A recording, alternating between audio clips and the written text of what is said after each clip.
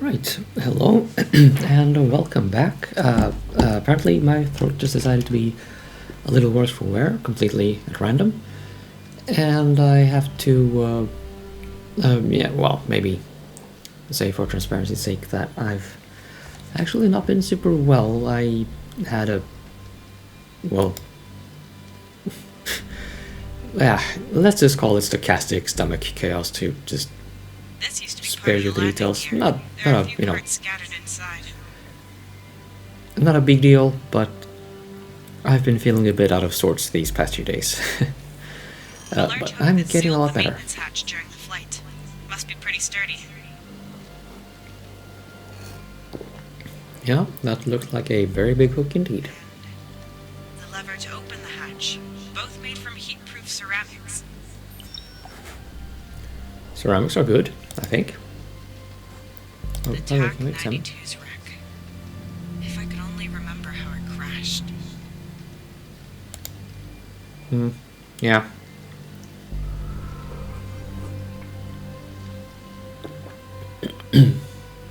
You were kind of in a cryo chamber at the time, weren't you? Okay, let's use our fancy new key on the hatch. Perfect fit. Ah, a toolbox. I mean, I hope it's a strange packet with an interstellar radio device.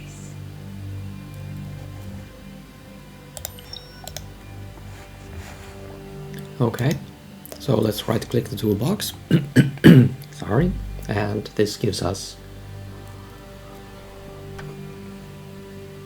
What do we have here? Screwdriver, sealant foam, and a blowtorch.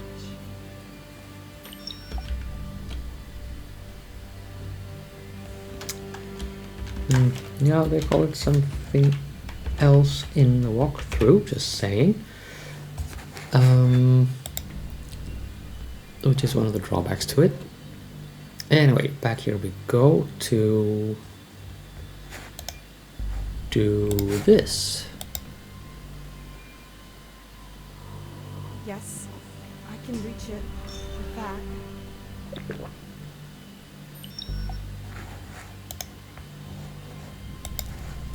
A bit wobbly. If I could fasten it properly, the pole would have a pointed flat edge that I could use.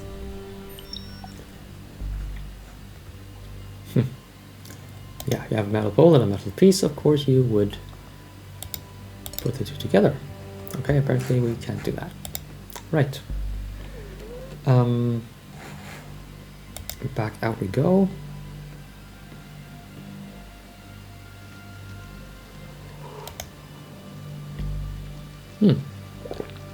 Now actually, the walkthrough says to light the blowtorch, or welding torch rather, with the matches, but I wonder. What, and then I'm just supposed to run around with it burning constantly? No, I need a more flexible solution. No. Ah well, here's me trying to have some fun with this game. Good, that works. This helmet isn't equipped with welding goggles, but it should at least keep my eyes from melting.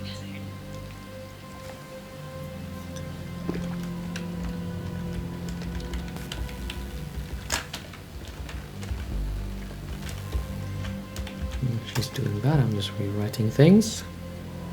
Not a bad weld seam for a beginner. Suppose Mark would say otherwise. Show off. Alrighty, are you?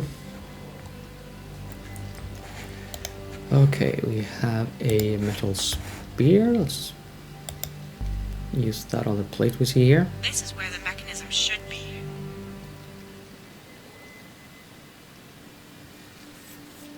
Come on. Mark would have been able to help me here. As if.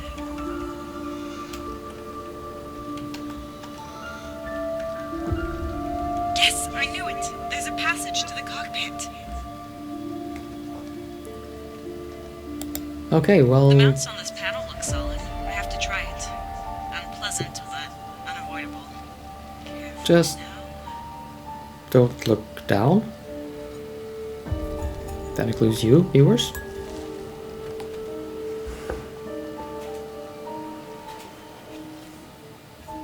Mark!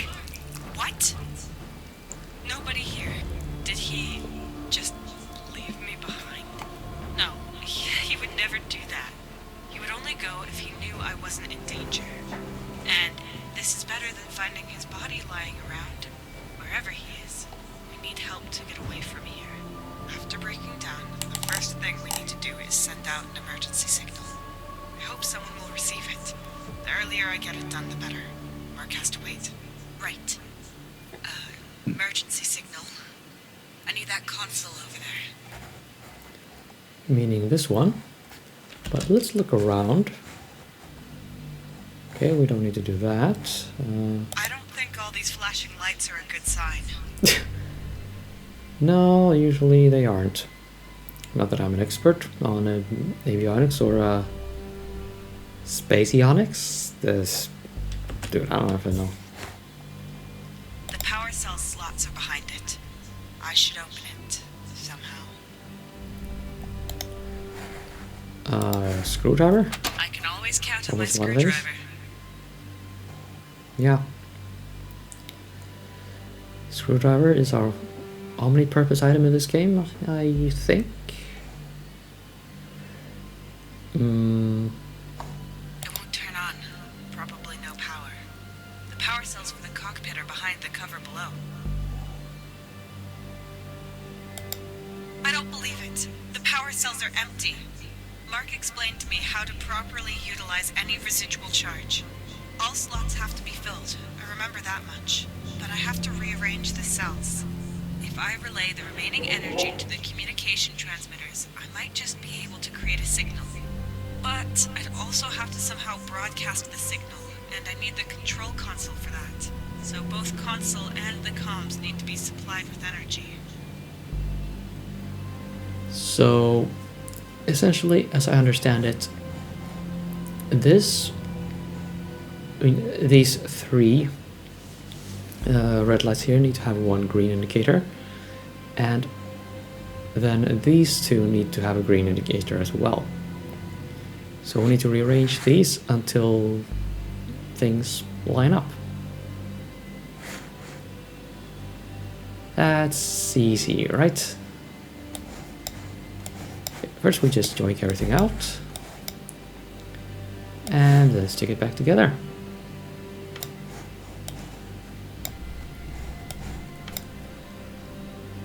No, I don't think that's right.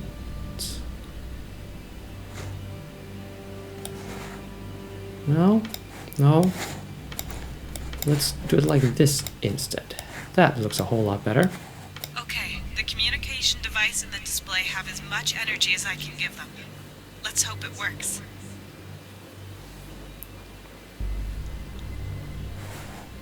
Hey. Still works.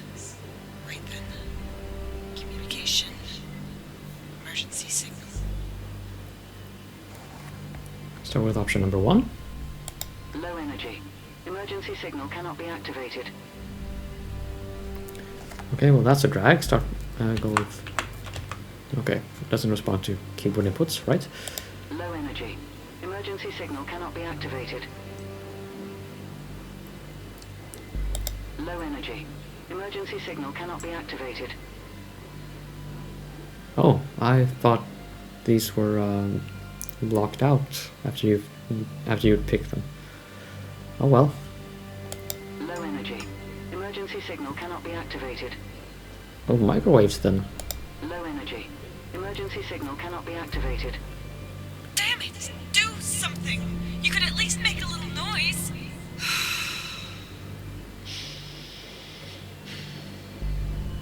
If only Mark was here. I need more power to send an emergency signal. Which means power cells. There should be some in the hold. Okay, so we go to the hold. Mark's logbook. Didn't he take it with him? Or maybe he left it here on purpose so I could find his hints.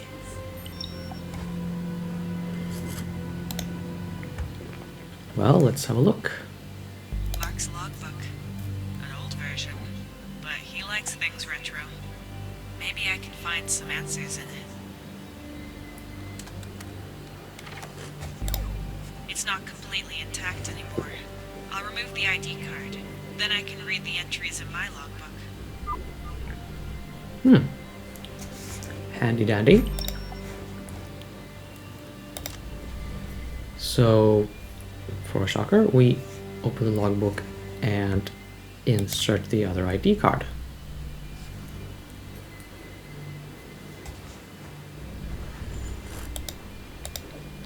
Let's see, what are we looking for here? Firstly, reason reduction required resources, maximization energy on arrival to allow quick departure. Okay.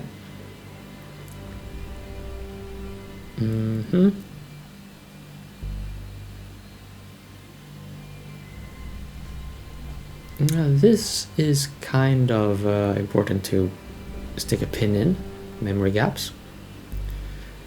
Milsivor 1, you know, kind of didn't remember how the crash went down.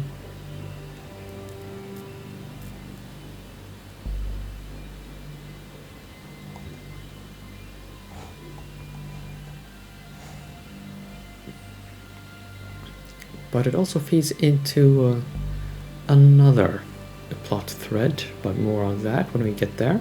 Which is going to be quite some time though. Just thought I'd point that out. Vague memory of attack. Huh. I didn't pay attention to that before. Oh shit, I've been pouring tea all over myself. Wow, no wonder things feel a little warm. Huh. Oh well. Old man can't tea.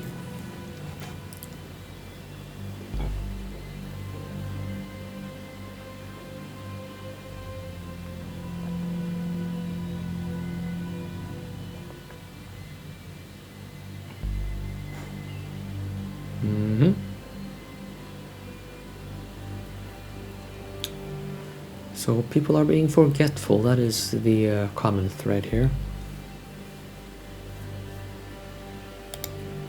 Retreat to Rock Cave.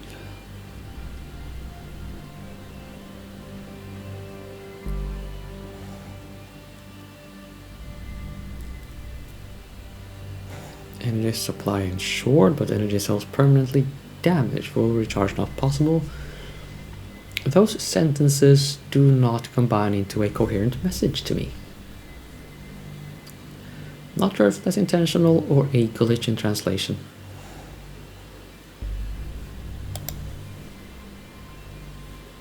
Okay, well, I didn't spot anything immediately interesting there. Oh yeah. I forgot to point something out. See this ID string here? We will need it soon. Yeah. You're supposed to write that down. It's that kind of game. Let's see, where are we though?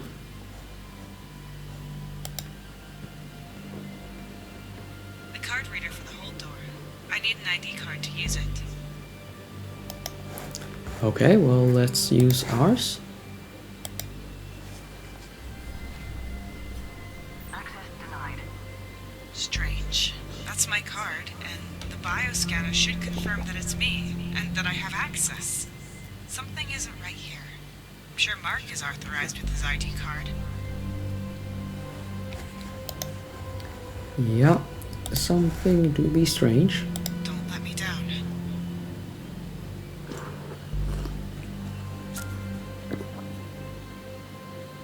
Accept it.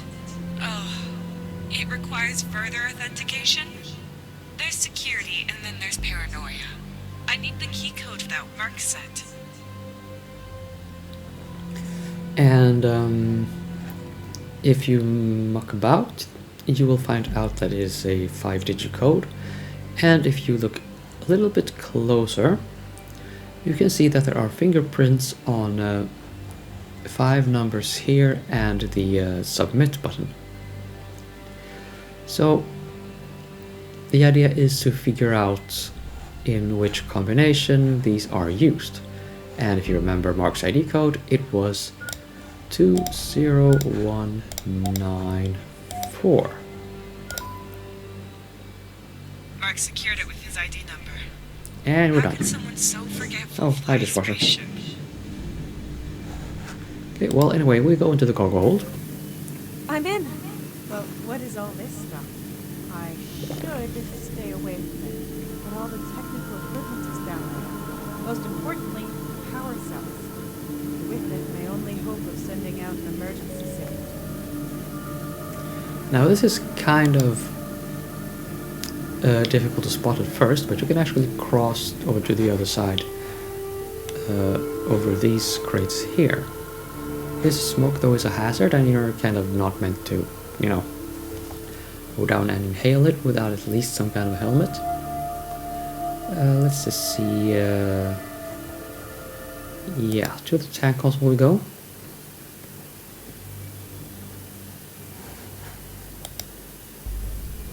Tank number 1 is still about 40% full and emptying very slowly. It's going to take hours for all the gas to release. Tank number 2 is filled with carbon dioxide. It's about 1.2% full and stable. Looks like it wasn't damaged in the crash. If I open tank 2, the gas will be gone within minutes. Okay, well, let's do that. Yes, it's pushing the strange gas up, but there's still something coming through the leak. That's kinda not great.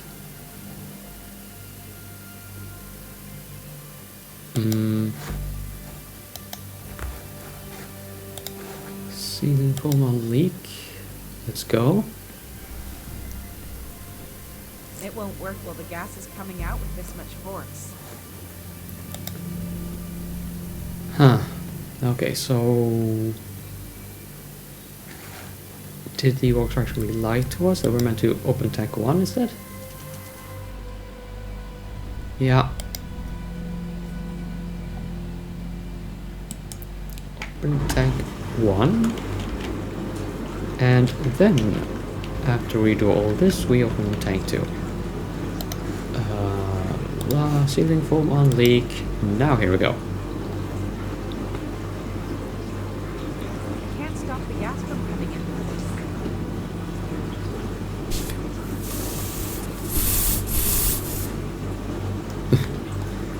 in. Interesting animation. Okay, let's just open the other tank, and we shall have us a cutscene, I do believe. I hope the carbon dioxide will push the gas up. And I will turn off the I microphone. shouldn't be here when that happens.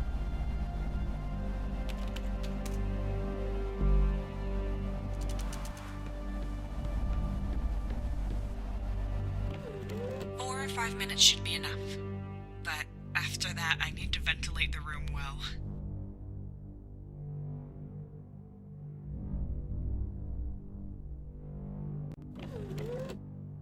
It worked!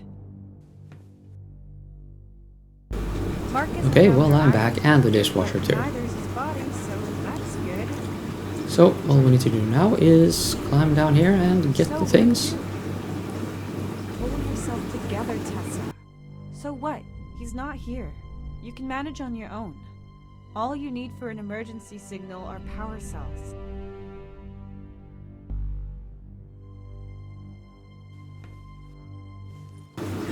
Oh, yeah, maybe I should have let it finish there.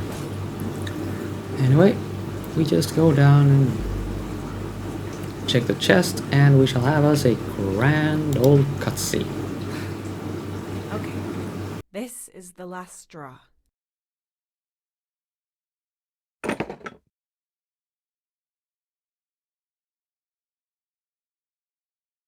Goodness. Lots of junk, but no power cells. What now? What's this? Oh, a cognitive observation research entity. or Core for short.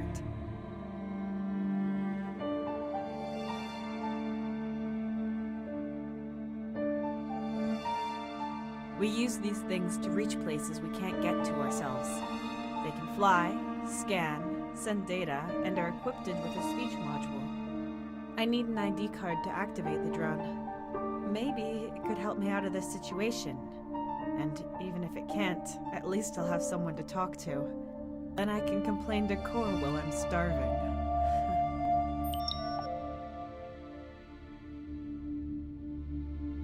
Okay, well, let's activate the little sucker by using Melissa's card on the thing.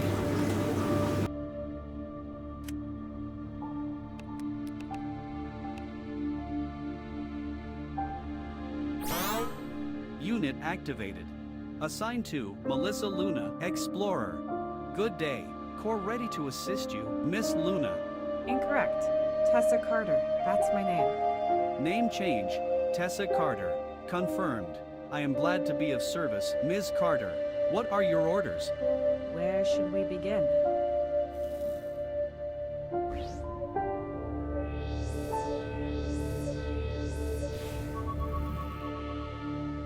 Nine leaks, 4 hull breaches, 2 broken beams, 14. 1 broken spaceship, 1 survivor. Maybe 2. I hope so anyway. That's all that matters now. What is your primary objective, Miss? For you to stop being so formal with me. Just call me Tessa. Of course, altering linguistic database. Tessa. Right. The next objective is to send out an emergency signal. But I can't do that without power cells, and I have to find Mark, so basically, if I want to get us out of this mess, I've solely got primary objectives. I do not have access to the ship's database. Who is Mark? Mark Bennett, about 30 years old, pilot and mechanic. We're the TAC-92's crew. Registered. What is the status of your immediate surroundings? Well, I have to take a closer look. My scanners could help in examining your surroundings. Good idea. Do that.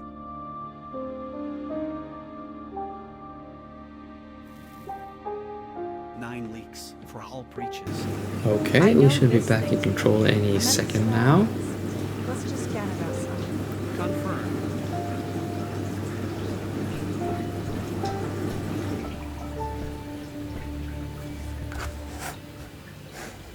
Yeah.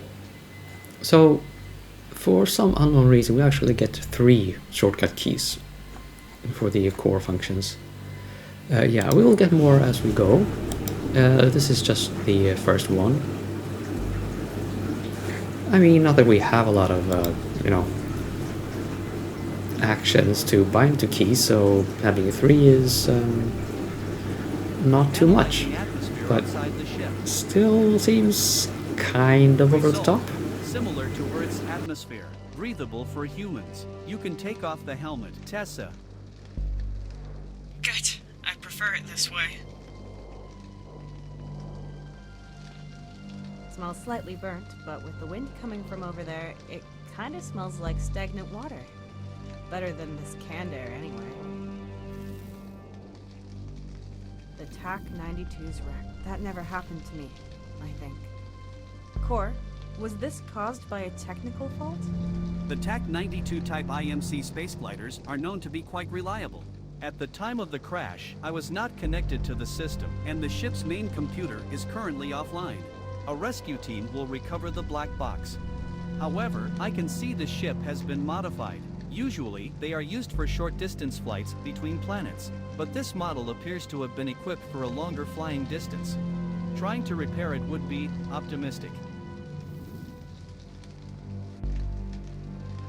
I don't think I have to do any more about that. You should be glad you have fire. Fire is 5th on the list of things you need to survive in the wilderness. What are the first 4? Potable water, shelter, emergency signal, and sustenance.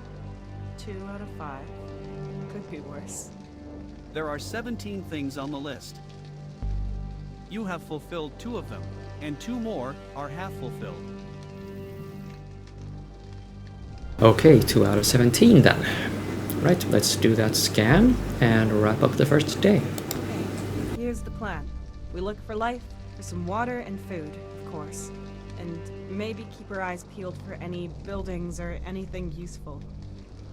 No idea how long I'm gonna have to survive out here. The Intergalactic Mining Corporation should have already sent out a search party. I doubt it. Mark and I are just the advance guard, and it's not unusual for us not to be able to send reports. We don't have a set route either. They'll start looking for us eventually. And by then, I'll probably be talking to a volleyball. But I do not understand what it has to do with this crash. Never mind. Please scan our surroundings. Scanning.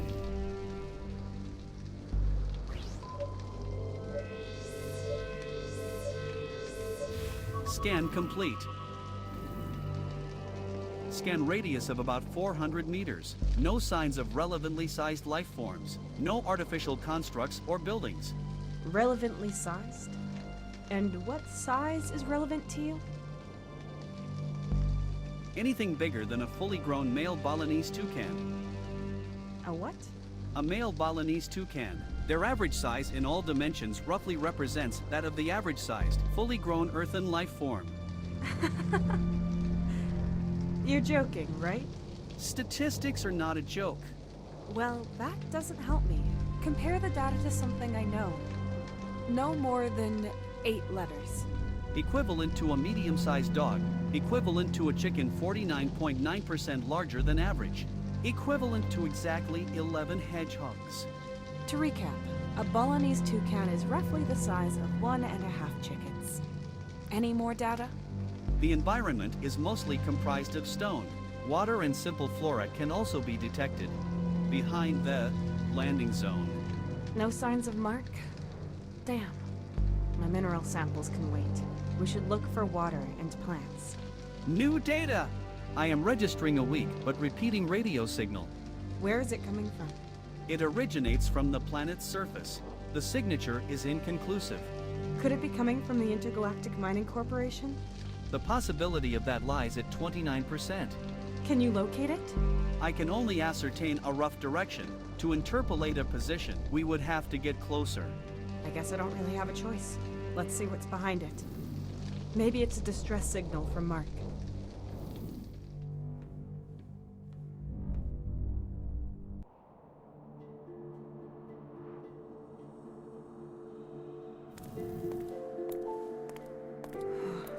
Incredible. I know why I love my job. Without it, I wouldn't be able to see things like this.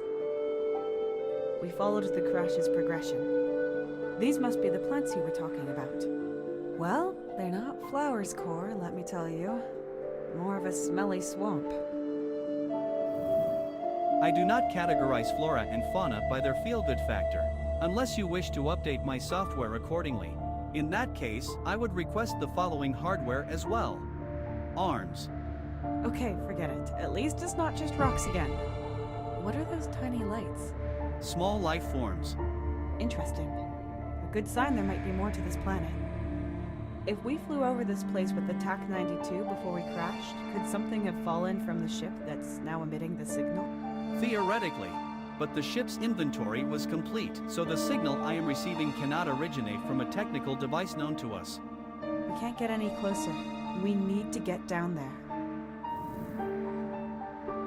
You could slide and climb down those rocks there, but they are quite steep and porous, so you could not get back up again. So a one-way ticket then? My recommendation, remaining within the TAC-92. The ship's hull offers protection and Mark could return. Then you would no longer be on your own. It would be easier for you to find water together, as well as finding a way which allows for a return to the ship. But then we still won't be able to send the emergency signal. We should find out what that signal is that you're receiving. Agreed. Okay, well, the episode is going on for quite a while, but yeah, I think I will end the episode. Locate the Well, signal. end the day in this episode. Scan initiated.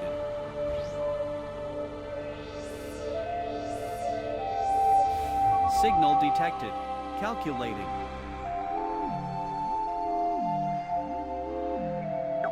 Calculated distance, 9.4 kilometers.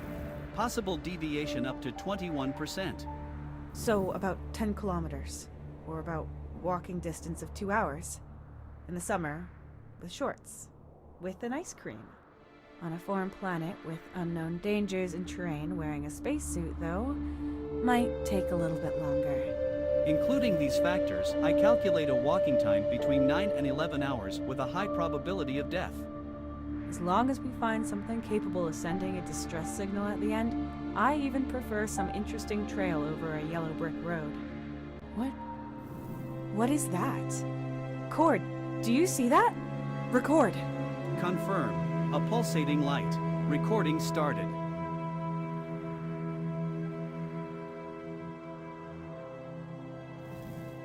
What was it? I could not detect any pattern and no repetition. It seemed to be completely random. And it came from the same direction as the signal. Okay, I've got to go there. Core, will the sun be setting anytime soon? In about 3 Earth hours. Compared to the Earth, days are slightly shorter here. However, so are the nights. I see. We'll spend the night on the ship and set out tomorrow. Information. There are about 3 to 4 days worth of sustenance readily available here for you, if you would like to wait for Mark. I don't know if Mark is lying around somewhere all messed up, or if he's looking for help, or if he's the one sending out that signal. Even if I've rationed my supplies, they'll be gone at some point. And if there's still no sign of Mark by then, I'm going to have to leave here. Then I'd have to brave the dangers of an unknown planet with hardly any supplies left. No, I think it's best I leave when I feel like it, and not wait until I can't put it off any longer. We're leaving tomorrow morning. Confirmed.